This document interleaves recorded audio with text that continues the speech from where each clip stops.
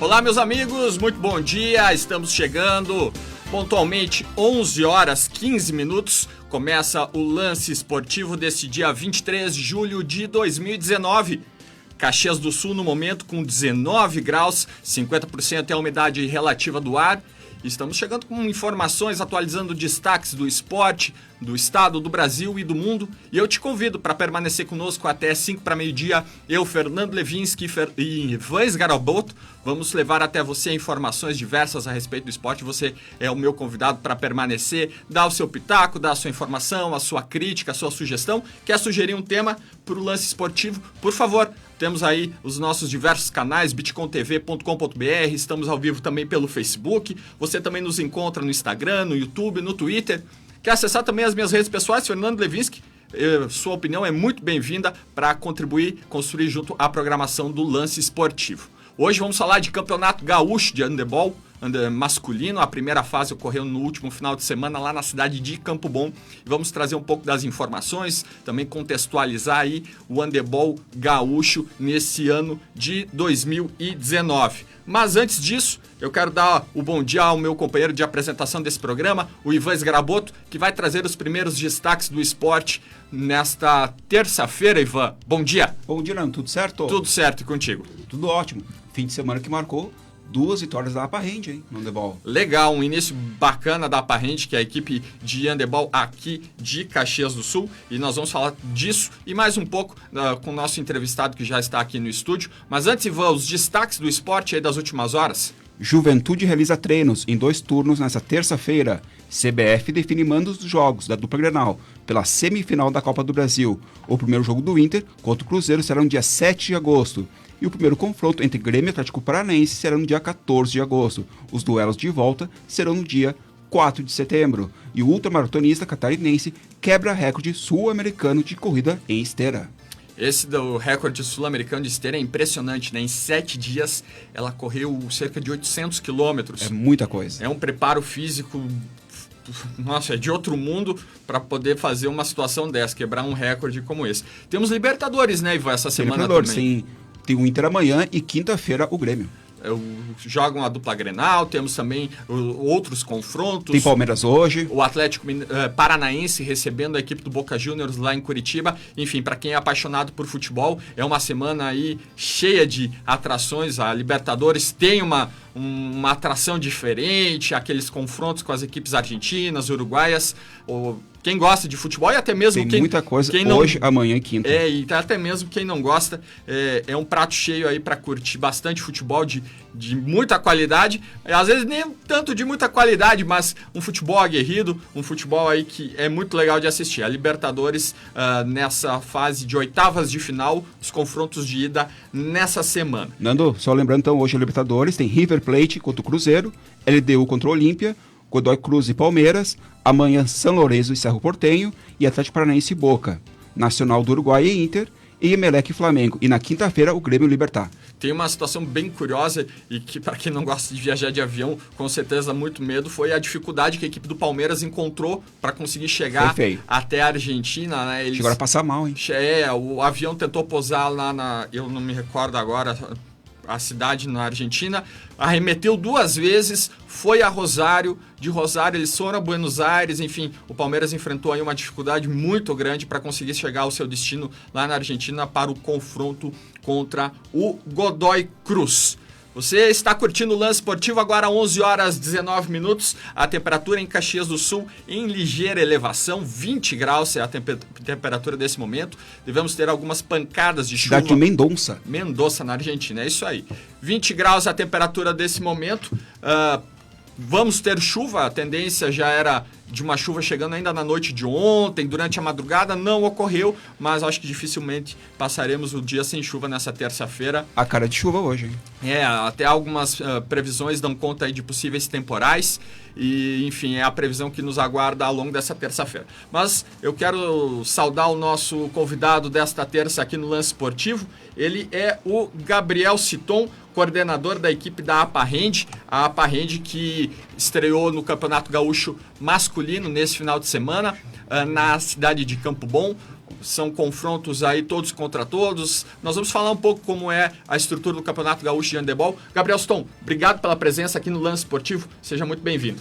Bom dia, Fernando. Bom dia, Ivan. Bom dia.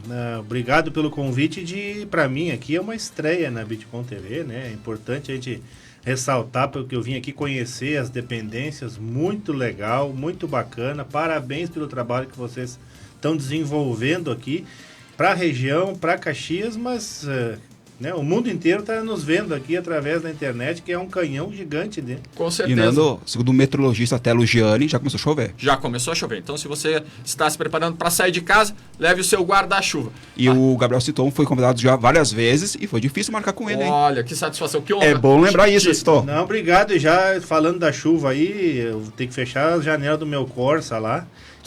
Eu tenho um Corsinha aí. Essa mulher aí, que tu falaste aí agora... Que a ultramatronista? É, 800 quilômetros.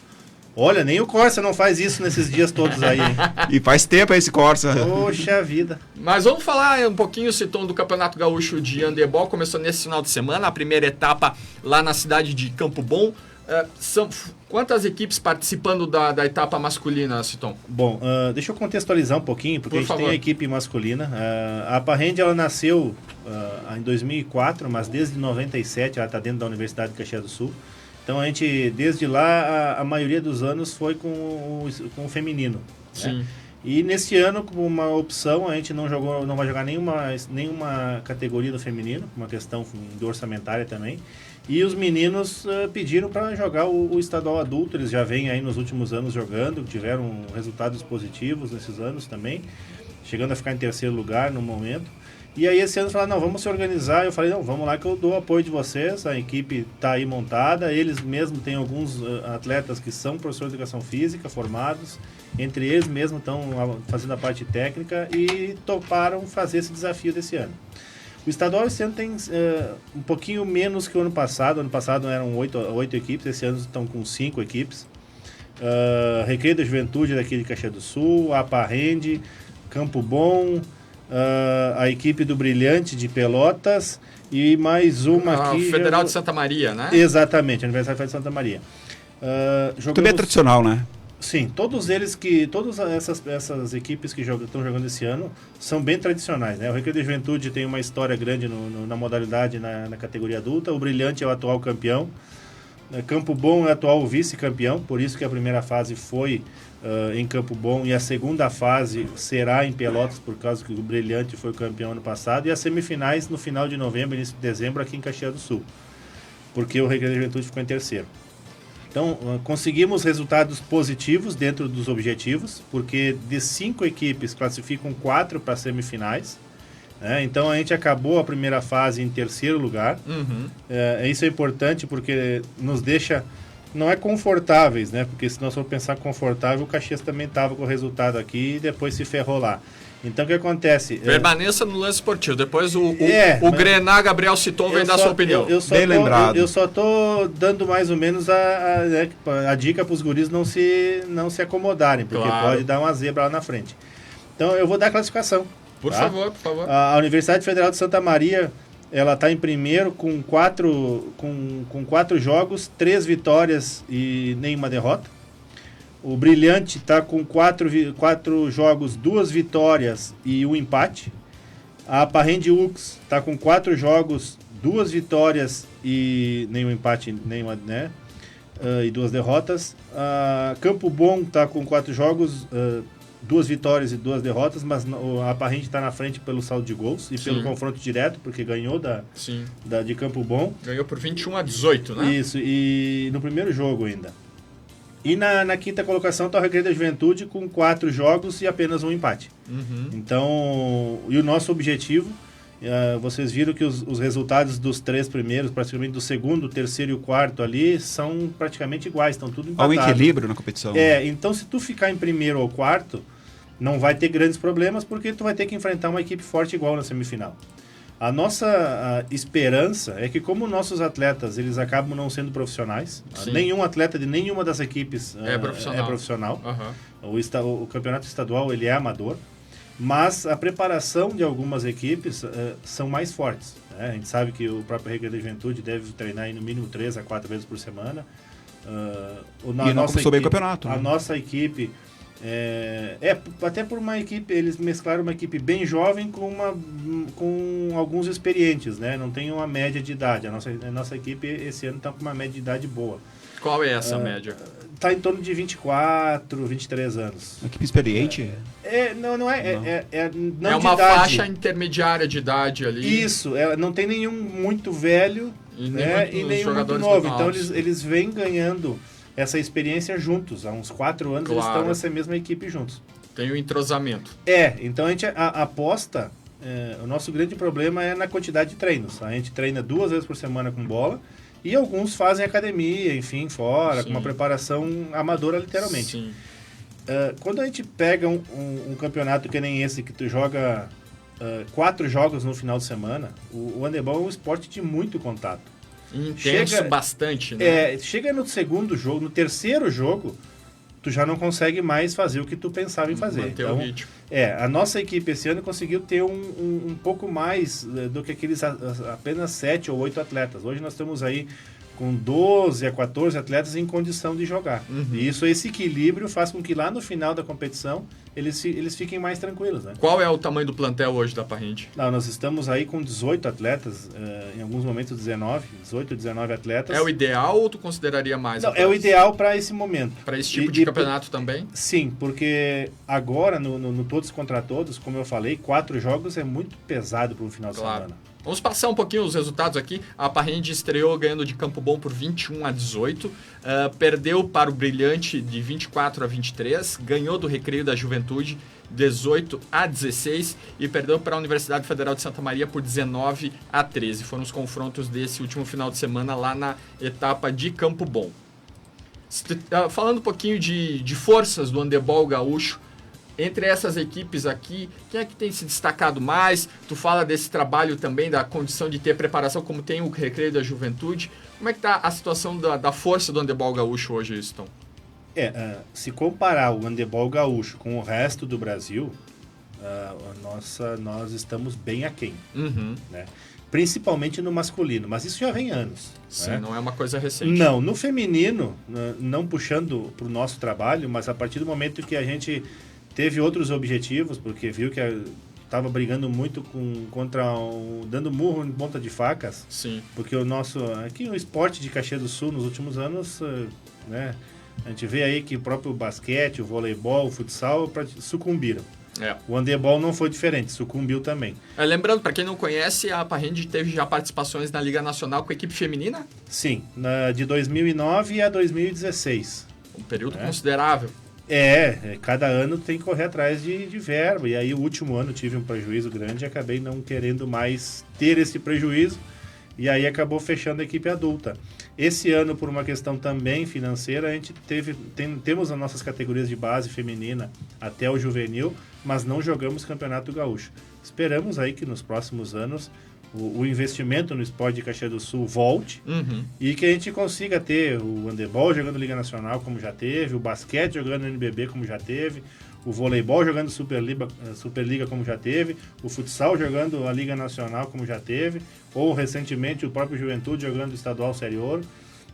Então a gente espera que o esporte de Caxias do Sul renasça, né? Nos últimos 4 anos foi, infelizmente, 3 anos, sei lá, não dá para quantificar anos, mas nós tivemos uma perda muito grande no esporte amador de Caxias do Sul. A gente está sucumbindo, praticamente. E o handebol não é diferente, nós jogamos praticamente tudo amador. E o Brasil todo está jogando profissionalmente. Então... Todo o Brasil se mantém, provavelmente São Paulo, uma potência. Quais outros estados se destacam? Santa Catarina também, né? Vamos subir, tá? Vamos subindo daqui. Santa Catarina, Paraná, Rio de Janeiro não, São Paulo, alguma coisa, Espírito Santo, Mato Grosso alguma coisa. Mato Grosso. Sim, Pernambuco tá forte pra caramba no masculino e no feminino. Minas também ou não? Não. São esses estados que realmente mandam no handebol. Mas como o handebol ele veio com a colonização europeia, principalmente a alemã, que nasceu lá na Alemanha, o Rio Grande do Sul sempre foi uma referência. Porém, nos últimos anos está totalmente abaixo. E a gente fala totalmente abaixo porque o último título nacional que o Rio Grande do Sul teve foi em 2010 com a nossa equipe sendo campeã brasileira júnior. Então, 9 anos sem nenhum título nacional da confederação é muito tempo. É muito Com tempo certeza. e tu acaba ficando longe, né? Com certeza. E a Parrende, como foi essa parceria com o Farroupilha que tu teve ultimamente? Na realidade, a gente teve essa parceria com a Prefeitura de Farroupilha, até por uma questão de logística e do patrocinador naquele momento, a própria Grendene teve interesse que a gente fosse fazer algumas ações lá. Jogamos alguns jogos lá no Saturno também, mas nada que tivesse um envolvimento tão grande. A gente acabou tendo um envolvimento grande com as escolas de lá, fazendo um trabalho de clínicas e qualificando todas as escolas municipais e estaduais de Farroupilha, criando aí alguns atletas que hoje jogam aqui, mas amadoramente, enfim, mas se manteve só nesses 2 anos, né? Esse ano a gente tinha oportunidade, mas como nós não tivemos a intenção de jogar a Liga Nacional, porque sabíamos que não ia conseguir fechar o orçamento, a gente não manteve essa parceria. Mas se mostrou sempre aberta e provavelmente, eu não sei se Caxias do Sul tem os jogos intermunicipais do Rio Grande do Sul, e eu não sei, eu não tenho essa informação, se Caxias do Sul vai jogar. A Parrende está escrita pela cidade de Farroupilha. Pela cidade de Farroupilha. Exatamente. Poxa E vida. pela Liga Nacional, como que era a participação da Parrende? Como tu Eu avalia? te pergunto, até complementando a pergunta do Ivan, porque tu trouxe esses casos bastante emblemáticos, né? Do esporte de alto rendimento em Caxias do Sul, enfim, decaindo e acabando encerrando suas atividades por falta de investimento. Eu complemento com uma informação que, para mim, é muito emblemática, que é a situação do Bento Vôlei. Que o Bento Vôlei desistiu da Liga Nacional por não ter 16 mil, para pagar a taxa da Confederação Brasileira de Vôlei. Falando de esporte de alto rendimento, poxa vida, 16 mil reais não é um alto valor. Qual era o custo de levar a Parrende para a Liga Nacional? Quanto era necessário de um projeto? Qual era o custo para desenvolver o handebol de alto rendimento aqui no estado? No estado, a nível Brasil, vamos jogar a Liga Nacional para ficar entre os 4, entre os 5, é 350 a 400 mil reais ano. Para participar, em torno de 180 a 200 mil. Mas o que eu penso em Caxias do Sul não é questão só financeira. Sim. Primeiro que a gente tem que tentar fazer com que a cultura do esporte, e ainda não conseguimos enraizar isso. Crie mais força, né? E que as pessoas e aí as lideranças políticas e lideranças econômicas e lideranças da comunidade, enfim, as lideranças da comunidade, elas colaborem com essa busca do orçamento. O grande problema nosso... Falta o apoio político para ir bater na porta da empresa e dizer assim... Não é política, eu digo, não é de política partidária, é política de pessoas. A força, né, do representante... Vou citar aqui o exemplo, o representante da SIC, claro. O presidente da SIC, o prefeito de Caxias do Sul, eles se reunirem, outras entidades... deputado da região... Isso, se reunir e falar, olha, vamos querer fazer? Vamos. Então vamos se reunir e vamos correr atrás, porque, na realidade, os grandes patrocinadores, muitas vezes, a gente só pensa assim, mas eu vou fazer a equipe de alto rendimento. Mas a Randon e a Marco Polo não ajudam. Não, calma. Não é bem assim, né? Não existe só essas duas empresas no universo. Agora, tem muitas empresas que a gente não sabe e que essas empresas, que essas entidades sabem, SIC, Prefeitura, elas sabem quem está vindo para cá e que precisa investir. Então, esse intermeio pode ser... exemplo, vamos citar o exemplo do basquete. Uhum. Uma grande parte, se não mais da metade do dinheiro, vinha da Lei de Incentivo Federal. Que é uma coisa que ninguém gasta nada, é o imposto de renda. Tá? Tem um retorno. Agora, o Rodrigo, ou o Gabriel Citon, outra pessoa, ele tem que pensar num todo, na gestão do projeto. A captação de recurso, que é ir atrás de algumas empresas, olha, me dá investe o teu imposto de renda na minha empresa. Ou a gente tem, quantas vezes na festa da uva, o Bradesco, ou sei lá, pode ser o Santander, outros bancos que estão aqui dentro da cidade e que numa negociação pequena pode falar, olha, é o seguinte, não tem como vocês ajudar com o imposto de renda de vocês para o basquete de Caxias do Sul? Já tem uma porta aberta, né? Pronto. Uma relação com alguém dentro da cidade. Isso, tu entendeu? Sim, claro. É isso que o esporte precisa em Caxias. Não é somente de dinheiro. É essa relação com o mercado. Constante, né, Sidão? Exatamente. E isso aí, teoricamente, é uma função, sim, da Secretaria de Esportes, também, de Caxias. Porque um dos objetivos é fomentar o esporte. Não é investir, é fomentar também. E fomentar a cidade das mais diversas maneiras. Isso. Criar uma reunião com... Dizer, olha, a Liga, né, a Liga Nacional de Basquete está vindo a Caxias do Sul para fazer uma reunião para explicar como funciona a possibilidade de um investimento, a possibilidade de um retorno. Dizer, olha, se quer associar a tua empresa ao Caxias do Sul Basquete, ao Mogi, ao Joinville, você pode ter essa exposição na TV aberta, na TV fechada. Vamos botar os players na mesma sala, os jogadores, né, que a gente fala, os players do mercado na mesma sala, mas aí não adianta chegar lá numa Câmara de Comércio, por exemplo, e a SIC mandar o 5º escalão dela para ir na reunião, só para ouvir. Para dizer que esteve presente. Isso. Não, a gente quer? Sim. Então vamos fazer. Mas falta esse eu quero. Falta esse eu quero. E isso não estou falando só no esporte amador. O Caxias, Juventude também estão um pouco nessa. Que é sempre os mesmos de um lado e sempre os mesmos do outro. Você sabe que esses tempos eu conversava com uma pessoa, eu obviamente não vou dizer o nome por não ter autorização, mas é uma pessoa que é uma referência nacional no marketing esportivo. Eu tive a oportunidade de conversar com ela e ela me disse uma coisa que me marcou muito assim. Ela falou assim, eu não admito que numa cidade como Caxias do Sul, Caxias e Juventude se revezem nas séries D, C e D. Ele falou assim, para mim é inacreditável isso. Que não, ele falava, não haja uma relação forte, estável o suficiente que consiga manter esses clubes pelo menos na Série B. Ele falou assim, para mim não cabe. E ele é uma pessoa que tem um trânsito pelo estado, pelo Brasil, então nem se fala. E ele comentava isso e eu pensava, poxa, pois é, né? Onde é que está a falha dessa conversa onde não se mantém uma estrutura mais consolidada? Vamos dividir. Claro, vou dividir claro. O esporte amador do esporte profissional. É que tu citaste, né? Caxias Agora, se falar de Caxias Juventude, na minha concepção, o grande problema é que os presidentes dos clubes normalmente são somente torcedores. Não são profissionais. Eles não são gestores. Não, eles podem ser profissional, mas eles têm que ser mais gestor. Porque a partir do momento que o Caxias Juventude sentar na mesma sala, com os mesmos objetivos, e não querer um que o receba mais que o outro que se ferre e o outro não sabotar, né? Pensar em pé de igualdade. Não sabotar. Não querer sabotar um ou outro, e sim tentar que os dois façam a coisa acontecer. Pô, E não estou nem falando de estádio próprio, estou falando só de ações, né? Porque a gente sabe que, e aí fala de rivalidade, ninguém é mais rival do que Milan e Inter de Milão. E os caras jogam no mesmo estádio. Jogam no mesmo estádio. E agora vão fazer... um outro estádio? Vão fazer um outro estádio. Para os dois jogarem juntos. Os dois juntos. Então, é verdade. E aí tu vê a pequenez do pensamento de algumas pessoas.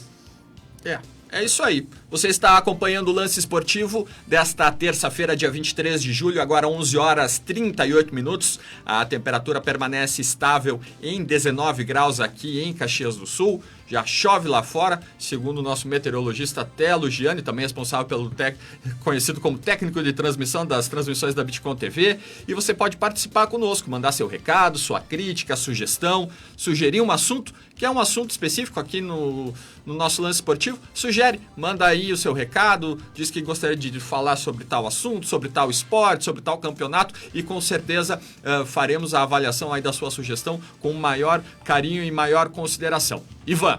Salete Brandalice mandou bom dia. Bom dia. Um bom dia, Salete, que nos acompanha aí no Lance Esportivo pelo Facebook. Então, tu acha que falta investimento no esporte no Rio Grande do Sul em geral?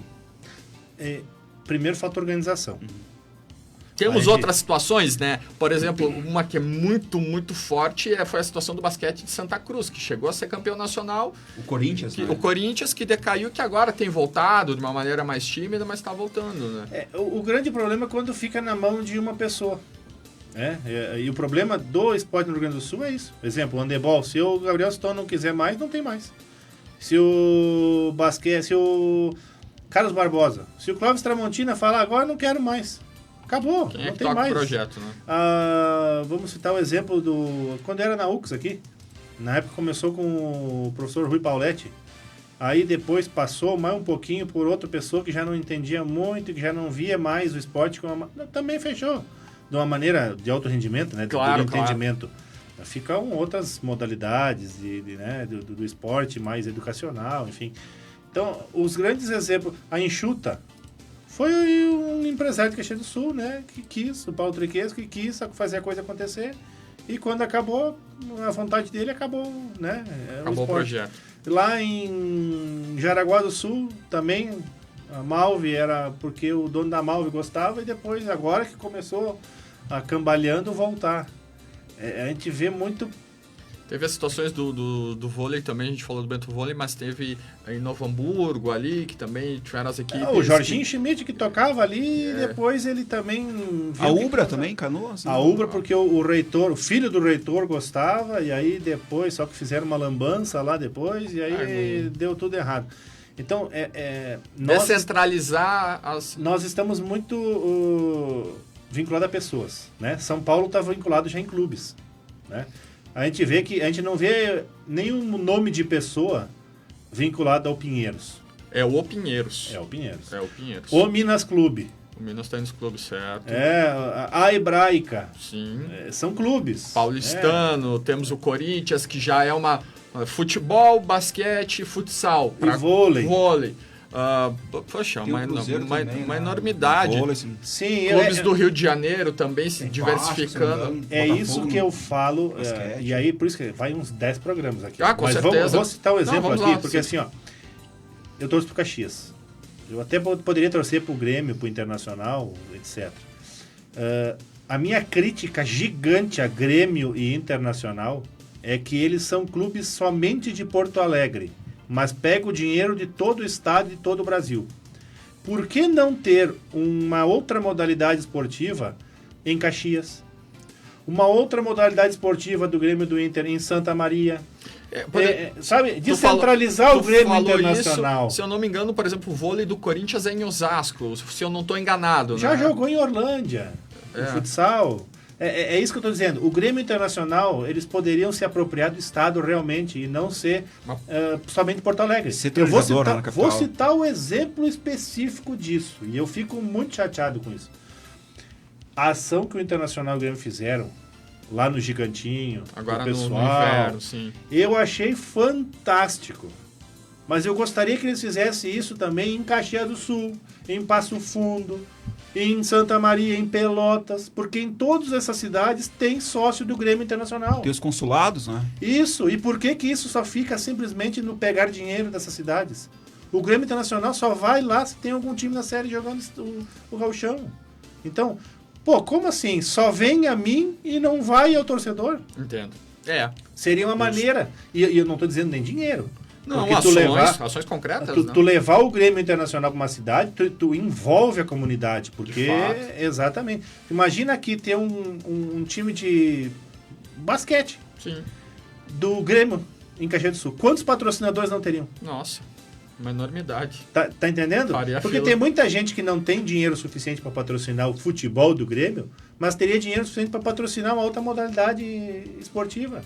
O Grêmio Internacional é a mesma coisa. E a marca é forte, né? Mas sem dúvida nenhuma. Só que o meu questionamento a esses dois clubes é: por que eles só ficam em Porto Alegre?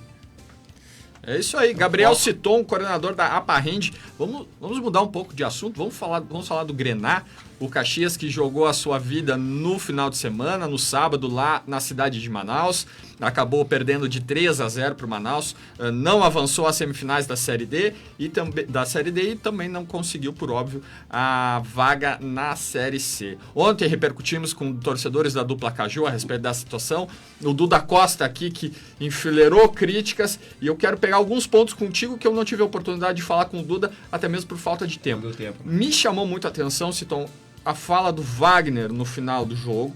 O Wagner, que é um torcedor, é um jogador que se considera torcedor, e foi o que ele falou no final da partida, enfileirando críticas aos colegas e à ex-comissão técnica do Caxias. Ele disse algo mais ou menos assim: o Pingo e o... Poxa vida, me esqueci o Bandock. Deve estar rindo lá em Tubarão, porque falaram que a gente não iria subir e não sei o quê. De várzea.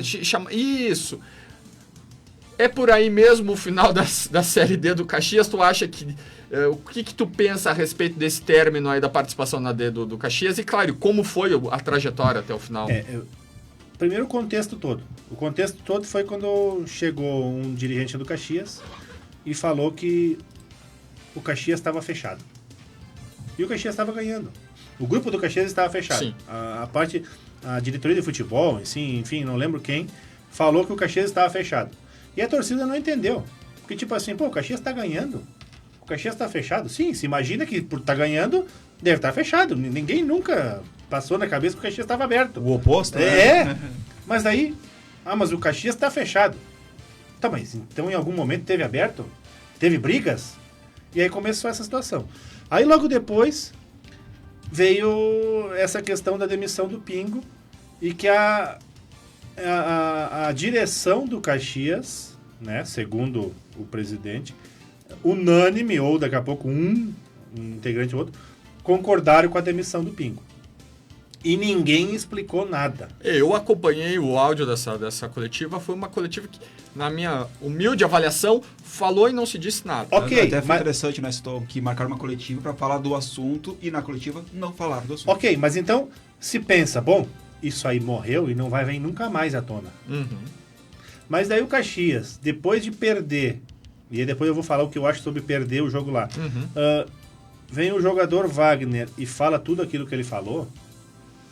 Primeiro, se eu sou ele, não falaria mal de nenhum colega de trabalho. Eu iria lá no meio do jogo, apontaria o dedo no nariz de cada um daqueles que ele acha que não fez e, graças a Deus, eu teria paciência. Não teria...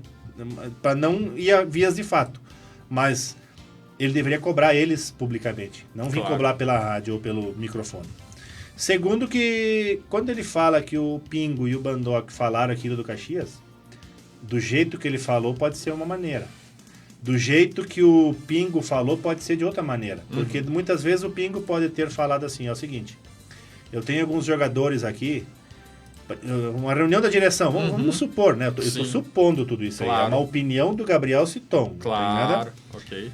Ele chegou lá e falou, o seguinte, tem jogador aqui que não está se comportando, fazendo isso, está brigando, arranjando confusão, isso. O que vocês vão fazer, a direção? O que vocês vão fazer aí para nós? Nós vamos mandar alguém embora? Nós vamos cortar alguém? A direção acho que provavelmente falou, não, deixa assim. Que é normal acontecer. Não vamos arranjar confusão agora, antes da decisão. E aí o Pingo pode ter falado, vocês então são uns bundão. De deixar o jogador tomar conta. E aí, nesse calor, pode ter falado, dessa maneira que vocês estão conduzindo, nós não vamos subir. Tu tá entendendo? Ou seja, a famosa interpretação da mensagem, né? Polissemia. O jeito que tu fala pode ser num jeito que eu tô entendendo o que tu tá me dizendo. É a interpretação da mensagem. Tá entendendo? Tem que cuidar muito isso, porque a gente só ouviu o lado do Wagner. E agora, como o Caxias não subiu, o Pingo não vai falar. Porque agora se mostra, entre aspas, que quem tinha razão era o Pingo. Né? Eu acho que do jeito que o Wagner falou, parece mais que ele está pensando em conseguir renovação do contrato dele com o Caxias do que pensar realmente no que aconteceu no Caxias. Sabe? São visões diferentes de que a gente tem que pensar. Agora, para ter essa certeza do que aconteceu mesmo, eu estou esperando que a direção do Caxias venha, depois de uma semana, né? Primeiro dar uma lambida nas feridas, e depois fazer o quê? Vamos fazer um meia-culpa. E vamos abrir... Falar com o torcedor, né? Vamos ganhar credibilidade com o torcedor e vamos falar realmente o que aconteceu naquela semana. Ser honesto e porque jogar já que o Wagner falou toda essa montoeira... Vamos dar o nosso lado, da direção da equipe. Que é o que o torcedor espera. Com certeza. Porque não é o presidente, não é uma pessoa, é uma direção toda que pensou naquele fato e que pensou, bom, agora vamos ficar na nossa. E o Wagner... Tem um outro ponto... E se calando, a direção é pior ainda, hein? Sim, porque ela concorda com tudo que o Wagner fez. E tem um outro ponto que até a gente não tivemos a oportunidade de falar no programa de ontem, que é a utilização do Wagner em específico no jogo depois daquela confusão toda na estação férrea. Que brigou... E aí, se aplicaria uma punição, alguma coisa exemplar? Bom, esteve no jogo. Estava tudo certo. Será que alguma coisa aconteceu? Houve uma conversa dentro? Não sei se a direção teria o interesse ou não de falar, mas é uma coisa que gerou uma polêmica, né? Se falou, vai ser feito algo ou não vai? Eu tenho que cuidar muito com as teorias da conspiração, né? Mas a partir do momento que uma direção deixa o Wagner fazer tudo que ele fez... A direção está mostrando também para algumas pessoas que podem entender diferente que bom que o Wagner está chamando a atenção e aí nos livra de um monte de problema. Também. Sabe? Também. Ao mesmo tempo, o Gabriel citou um torcedor, ex-conselheiro do Caxias. Há mais de um ano eu venho falando que as variáveis, e aí falando na parte científica, variáveis são, né, eu chamo de gerenciamento de risco, então. De tudo que acontece no Caxias, porque não é que eu sou pessimista, mas no ano passado, por exemplo, tem gravado em outras emissoras aí, eu falando, antes dos 2 jogos contra o Terço da Paraíba, que o Caxias era melhor, mas que o Caxias perdendo 1 ou 2 peças poderia ficar pior ou muito pior que o Botafogo. E o que aconteceu? Que o Diego Miranda acabou tomando o 3º cartão amarelo por discussão. E quando eu falo de gerenciamento de risco, é tu pensar pessoas que pensem detalhe por detalhe. Quando aconteceu aquilo com o Wagner, com o Pingo, se pensa assim, bom, o Wagner pode ser uma das variáveis que foi resultado na demissão do Pingo. Se eu sou um cara que estou trabalhando o dia inteiro no esporte, eu penso assim, bom, o Wagner ele gosta de ir pra festa. Gosta. Não há nenhum problema nisso, né? Não, cada um tem a sua vida. Mas quem trabalha no futebol tem que pensar como é que eu vou minimizar esse problema do Wagner. Ele vai sair, mesmo eu falando para ele não sair. É o gerenciamento de crise, né? Aí que acontece? Eu vou colar um cara que beba mais que ele. Ou que faça mais festa que ele vai passar desapercebido. Entendi. E que ele faça a festa dele mais acompanhado, que ele não precisa tomar uma gravata de alguém, que vai ter um cara lá que vai se botar na frente antes de chegar no Wagner. Sabe? E quando eu falo da torcida do Caxias ir lá e apanhar e acontecer o que aconteceu, é porque ninguém do Caxias, da direção do Caxias, sequer vai antes para ver, olha, como é que é, onde é que a nossa torcida vai ficar. E não é lá em Manaus, é em qualquer jogo daqui. Claro. Porque tem os caras, não tem os responsáveis por captar sócio? Sim. Então, quando vem dinheiro, quer. Agora, quando tá para dar uma assistência pros caras lá, não tem ninguém. Ou seja, faltou o planejamento da direção na logística toda, não só dos jogadores, mas também do torcedor Grenal lá em Manaus. Tu imagina que os jogadores do Caxias não entraram, fizeram aquecimento, mas não entraram no jogo, no campo antes. Sabe quando o cara entra de abrigo? Sim, para conhecer o tênis, gramado. Pisar. Conhecer território ali. Isso. Ver onde é que o gramado tá bom, onde não tá tanto, tem um buraco aqui. A informação que eu tive, não posso garantir, é que os jogadores do Caxias não fizeram isso porque algumas pessoas do Manaus falaram, não entre lá que vai dar problema com vocês. Tchê! É complicado. Sabe, é esses gerenciamentos de riscos que o Caxias não tem, e aí tem a fama de amarelão. Por quê? Porque alguém lá dentro acha que o futebol tá 20 anos atrás, e nós não somos um clube de paróquia.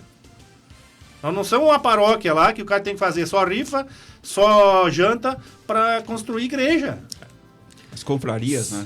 Não, eu tô falando do contexto todo, mas o Caxias, a parte administrativa do Caxias, financeira, a gente tem que dar os parabéns pro presidente. Porque o Caxias conseguiu pagar um monte de conta. Agora, a administração esportiva, a desejar há muito tempo. Tá falhando, né? 7 minutos para o meio-dia, agora 6 minutos para o meio-dia. Estamos chegando ao final desse lance esportivo. Infelizmente, acho que precisaríamos mais uma meia hora, mais uma hora para continuar a nossa resenha sobre o Grenal, sobre esporte, enfim. Gabriel Sutton, obrigado pela presença, pela primeira vez aqui na Bitcom TV. Uma satisfação te receber no lance esportivo. Eu agradeço o convite e estou à disposição aí, o que precisar. Lembrando que daqui a alguns dias aí já começa o Pan-Americano, né? Os Jogos Pan-Americanos de semana, Lima. sexta-feira. Legal. Exatamente. Pan-Americano é sempre um prato cheio para quem gosta de qualquer esporte, hein? Exatamente. Eu estarei full time, né? Assistindo todas as modalidades esportivas, porque eu sou apaixonado pelo esporte. Vai pra lá ou não? Tu acompanhou? Não, acompanhei só via tubo. Legal. Ivan Sgaraboto, obrigado mais uma vez pela companhia na apresentação. Na sequência aí da programação da Bitcom TV, temos... Muito obrigado. Daqui a pouco tem Bitcom meio-dia com a Melissa Bueno. Meio-dia e 5. Meio-dia e 5 é a sequência da nossa programação. Eu, Fernando Levinsky, agradeço a sua participação mais uma vez aqui acompanhando o Lance Esportivo, sempre a partir das 11h15 até o meio-dia. Caxias do Sul chegando aí no final da manhã desta terça-feira. A temperatura permaneceu em 19 graus. Agradeço muito a sua colaboração, a sua audiência e te convido para estar novamente amanhã aqui ligado no Lance Esportivo. Bitcom TV, a TV que passa no seu smartphone. Boa tarde. Até mais, tchau.